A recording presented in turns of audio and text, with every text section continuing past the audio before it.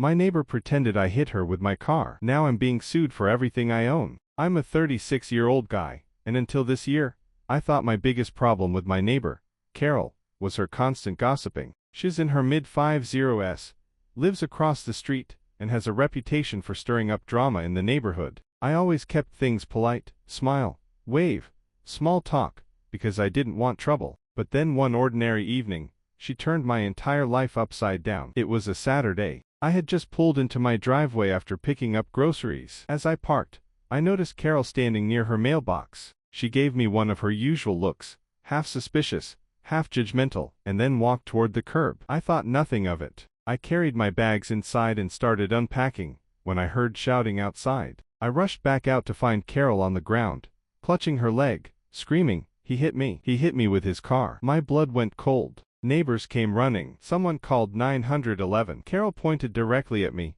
accusing me of running her over as I pulled into my driveway. I couldn't even process it. I hadn't hit anyone. I hadn't even come close. The paramedics arrived, checked her out, and loaded her into an ambulance. As they drove off, I was left standing there in shock, surrounded by neighbors, who were now staring at me like I was some reckless criminal. Hours later, the police knocked on my door. They wanted my statement. I told them the truth, that I never hit her, that I had parked normally, that she was fine when I went inside. They nodded, but I could see doubt in their eyes. Carol had already told them her version. 2 weeks later, a thick envelope arrived. She was suing me, claiming severe injuries, emotional distress, and loss of income. The amount, enough to take my house, my savings, everything. And the worst part, she had witnesses. The lawsuit sat on my kitchen table like a ticking bomb. Every page spelled out the same nightmare.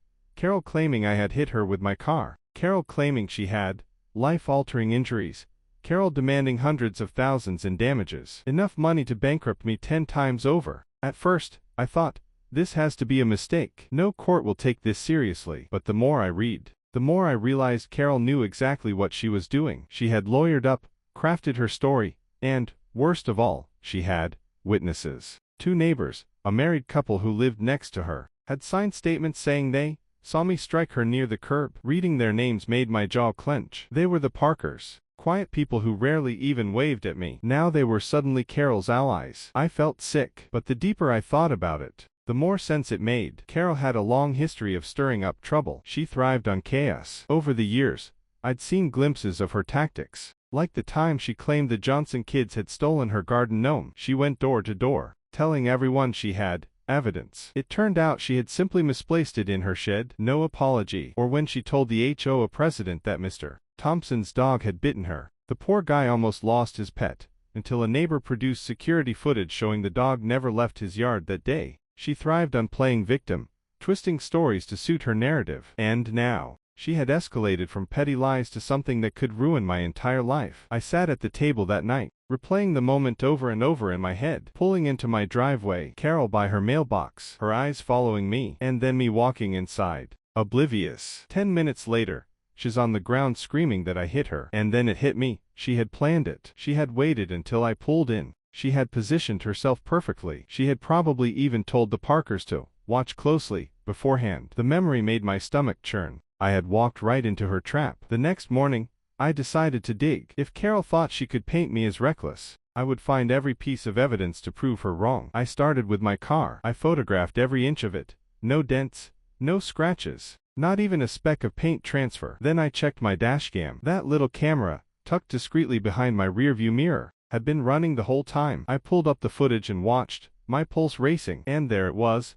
me driving slowly, carefully, pulling into my driveway. Carol standing near her mailbox, completely untouched. I parked, turned off the engine, got out, and walked inside. She was still upright, perfectly fine. 10 minutes later, she wandered into frame again, then slowly lowered herself to the ground. I froze the footage, staring at the screen. She wasn't hit. She wasn't even close to my car. She staged the whole damn thing. Relief surged through me, but it was short-lived, because even with proof, I knew this was going to be hell. Carol wasn't going to back down quietly. She was going to drag me through the mud, smear my name in the neighborhood, and fight tooth and nail to squeeze me for money. And the Parkers. They had already sworn under oath they saw me hit her. That meant they weren't just mistaken. They were in on it. This wasn't just Carol versus me. It was a setup, a conspiracy. And if I didn't play this smart, I could lose everything anyway. I can still remember the moment I transferred the dashcam footage onto my laptop. My hands were trembling, not from fear but from rage. Watching Carol lower herself onto the pavement like some bad actress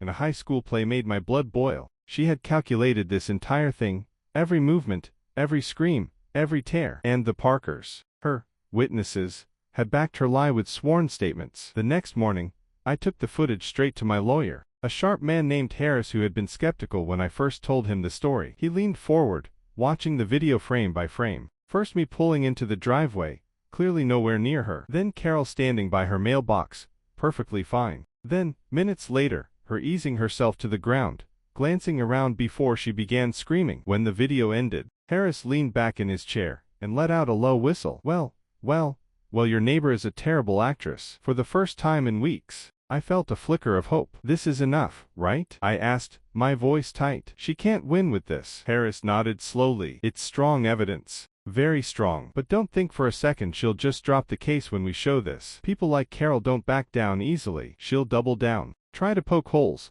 claim the footage was tampered with. And with the Parkers willing to perjure themselves, it could still drag out. The relief drained from me. He was right. Carol wasn't going to admit defeat. She'd twist the truth until her last breath. That afternoon, I tested his theory. Word had already spread around the neighborhood about the accident. People I'd known for years looked at me differently, their smiles strained, their waves hesitant. I hated it. So when I ran into Carol outside later that day, I decided to bait her. She was watering her roses, moving stiffly like she was auditioning for an Oscar as woman with severe injuries. I walked up, phone in my pocket recording the whole thing. How's the leg, Carol? I asked. She gave me a sharp glare. Ruined. I can barely sleep from the pain. You'll pay for what you did to me. I almost laughed in her face. Instead, I leaned closer and said calmly, funny, because my dashcam shows you were standing just fine, right up until you decided to lie down in the street. For the first time, her mask slipped. Her eyes widened, her lips parted. She looked rattled, just for a second, before she forced a laugh. Dashcams can be edited. No one will believe you. That single line told me everything.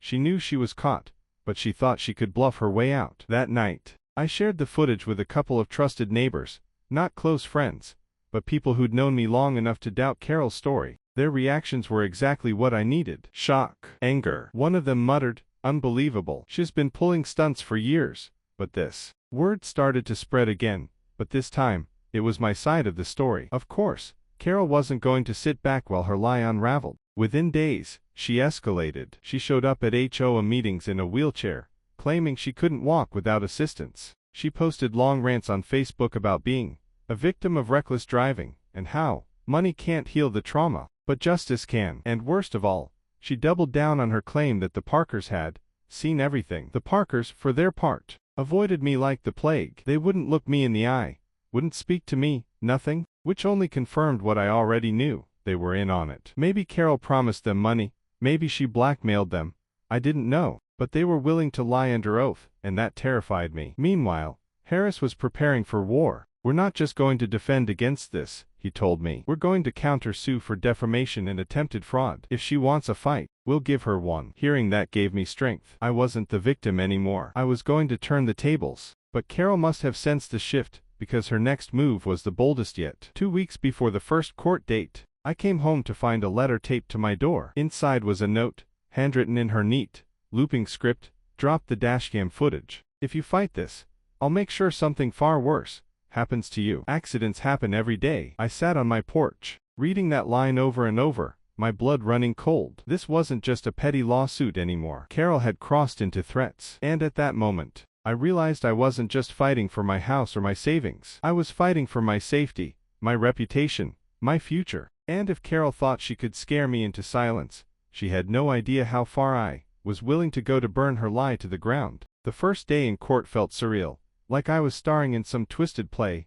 where every line was scripted to make me look guilty. I walked into the courtroom with my lawyer Harris by my side, clutching a USB drive with the dashcam footage, the one thing keeping me from losing everything. Carol was already there. She sat at the plaintiff's table in a wheelchair, a cast on her leg, her face pale with exaggerated pain. She even had a neck brace now, though she had been walking around the neighborhood just fine a few days earlier. Her lawyer hovered beside her, shuffling papers, while the Parkers sat directly behind them like loyal soldiers. The moment I walked in, Carol gasped loudly, clutching her chest as if my mere presence caused her pain. I almost laughed, but Harris squeezed my arm and whispered, "Don't give her anything. Let her overplay it." The judge entered, and proceedings began. Carol's lawyer painted a grim picture: reckless neighbor, careless driver, poor innocent woman struck down and left with life-changing injuries. He paraded medical reports, photos of bruises, even a diary Carol had supposedly kept, detailing her nightmares and constant agony. Then came the Parkers.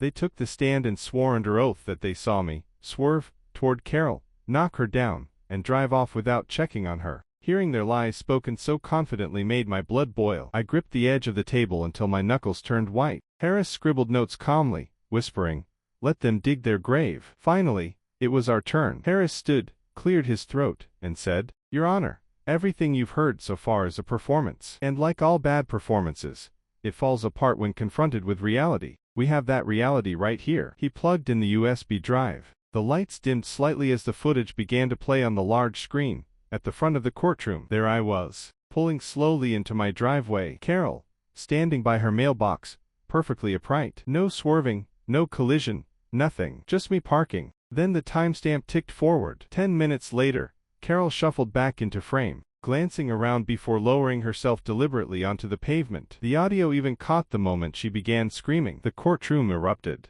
Gasps, whispers, even laughter from the gallery. The judge banged her gavel for silence. I glanced at the Parkers. Their faces drained of color. Carol, though, she didn't flinch. Instead, she leaned forward and said with a perfectly straight face, "That footage has been altered." The judge raised an eyebrow. "Altered?" Carol nodded, her voice trembling, but loud enough for everyone to hear. "He's good with technology. Everyone knows he works in it. He doctored that video to make it look like I fell on purpose. But I know what I felt that day. I was hit." It was such a bold lie that even the judge looked skeptical. Harris smirked, already prepared. "Your Honor," he said, "this footage comes directly from the dashcam device. It has metadata, timestamps, GPS data, all verified. We can submit it for forensic analysis if needed." The idea that my client created a Hollywood-level fake to avoid responsibility is absurd. Carol's lawyer tried to object, claiming chain of custody issues, but the judge allowed the video into evidence. For the first time, I saw cracks in Carol's performance. She adjusted her brace,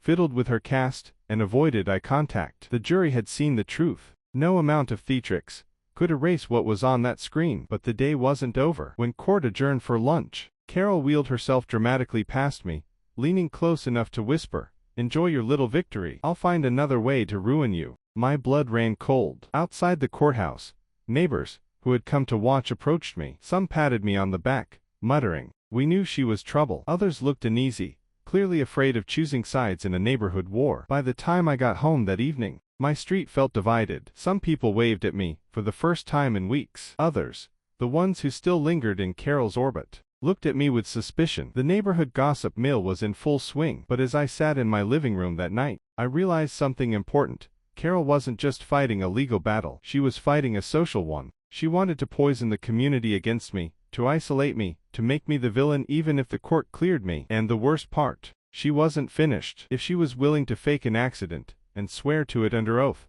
I had no idea what she'd try next. One thing was certain, I wasn't just defending my money anymore. I was defending my entire reputation, my standing in the place I called home. And if I lost that, even with the truth on my side, I'd lose everything. The dashcam footage should have ended everything. Anyone with eyes could see Carol had staged the whole thing. But I underestimated her. She wasn't interested in the truth. She was interested in winning. The very next day after court, the war spilled into the neighborhood. I woke up to find a flyer taped to my front door, written in bold black marker, "Danger.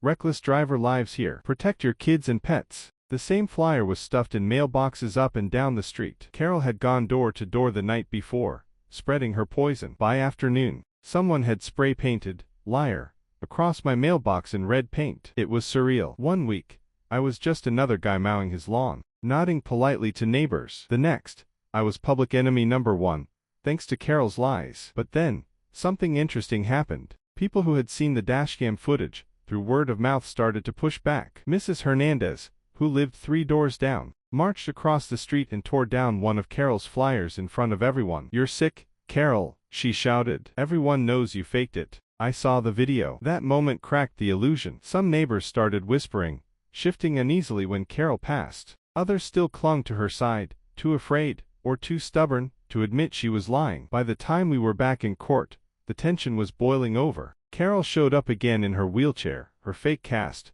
her dramatic size. But this time, her performance wasn't landing the same way. The jury had seen her on camera lowering herself to the ground. No amount of neck brace theatrics could erase that. Harris, my lawyer, turned up the pressure. He subpoenaed Carol's medical records. When they came back, they showed nothing more than mild bruising, nothing consistent with being struck by a car. Then he subpoenaed the Parkers. That was the turning point. On the stand, Mr. Parker cracked under cross-examination. Harris asked him to describe, in detail, how Carol had been hit. Parker stammered, contradicted himself, and finally blurted out, "She told us what to say." The courtroom went silent. Carol's lawyer froze. Even the judge leaned forward. "Excuse me." Mr. Parker looked like he wanted to crawl under the table. "She told us she was going to sue. Said we needed to back her up. She promised we'd get a cut." Gasps echoed through the courtroom. Carol's face twisted with fury, but it was too late. The damage was done. Harris pounced. "So, to be clear, you did not actually see my client hit her with his car?" Mr. Parker shook his head, mumbling, "No." That single admission unraveled everything. The jury now had not just my dashcam footage, but a confession that Carol had orchestrated the entire setup. But Carol, she didn't crumble. Instead, she snapped. She stood up from her wheelchair, forgetting the act entirely, and screamed, "He's lying. They're all lying. This is a conspiracy against me." The judge's gavel slammed down over and over, demanding order. The jury stared, some with open mouths, as Carol ranted about neighborhood plots, secret vendettas, and how everyone was out to destroy a poor innocent woman. It was over. Her mask had shattered in front of everyone. That night, I walked out of the courthouse feeling lighter than I had in months. Neighbors who had avoided me now nodded, muttering, "Guess we know the truth now." Even the ones who had believed her looked embarrassed, avoiding my eyes. But the battle wasn't finished. Carol had lost the courtroom, but she still lived across the street. And the thought of her seething behind those curtains, plotting her next move, kept me awake at night. Because a person like Carol doesn't just stop. And if she couldn't destroy me in court, I had a terrible feeling she'd try to destroy me some other way. The day of the verdict, I didn't eat, I didn't sleep, I barely breathed. Sitting in that courtroom felt like being trapped in a cage, waiting to hear if my life was about to be torn apart, or if I was finally free. Carol was there, of course, in her wheelchair again, as if the judge and jury hadn't just seen her stand up and scream at everyone 2 days earlier. Her face was pale, lips pinched, eyes darting around the room like she could still claw her way back into control. The Parkers sat behind her, looking like they wanted to disappear into their seats. The judge shuffled her papers, adjusted her glasses, and began, after reviewing the evidence, the dashcam footage, the medical records, and the testimony presented in this court. The plaintiff's claim of negligence and personal injury is hereby dismissed. There is no credible evidence that the defendant struck the plaintiff with his vehicle. The words hit me like oxygen after drowning. Dismissed. I hadn't just survived, I had won. But the judge wasn't finished. Furthermore, this court finds sufficient evidence of bad faith and attempted fraud on the part of the plaintiff. The matter will be referred to the district attorney for review of potential criminal charges. Costs incurred by the defendant will be reimbursed by the plaintiff. I heard gasps ripple through the courtroom. Carol's face went slack, like the air had been punched out of her. For once, she had no performance left. I walked out of that courthouse with Harris at my side, the sunlight hitting my face like it hadn't in months. I was free. My house, my savings, my dignity, all safe. But more than that, Carol was exposed, and the fallout was immediate. By the end of the week, the entire neighborhood knew what had happened in court. The dashcam footage circulated in group chats, and word spread about Parker's confession. The flyers Carol had plastered on doors became a joke. People who once whispered about me now whispered about her. She had gone from victim to fraud overnight. The Parkers put their house up for sale within a month. Couldn't handle the shame. As for Carol, she didn't leave. She stayed in that house across the street, curtains drawn, glaring whenever she caught me outside. But the power was gone. No more threats. No more theatrics. She was the neighborhood pariah now. Kids snickered when they saw her. Adults crossed the street to avoid her. And eventually, the DA pressed charges. Fraud, perjury, conspiracy. She cut a deal to avoid jail, but the fines and legal costs gutted her. She sold her fancy car, then her jewelry. I heard rumors her children refused to visit anymore, embarrassed by her reputation. I rebuilt. Slowly. The damage to my reputation lingered for a while. Whispers always do. But with time, the truth hardened into fact. People apologized, offered support. Mrs. Hernandez even baked me a pie, and said, "You showed all of us what kind of snake she really is." But even with the victory, the experience left scars. I installed extra cameras around my property. I keep every receipt, every recording. I live in constant readiness for the next battle, because once you've been targeted like that, you never really relax again. Sometimes, late at night, I catch Carol watching me from behind her curtains, her face pale, her eyes sharp, still simmering with hate. And I remind myself, she tried to take everything from me, my money, my name, my life. But in the end, she lost everything instead. And me. I kept the one thing she never expected me to have. The truth. Follow me for more stories.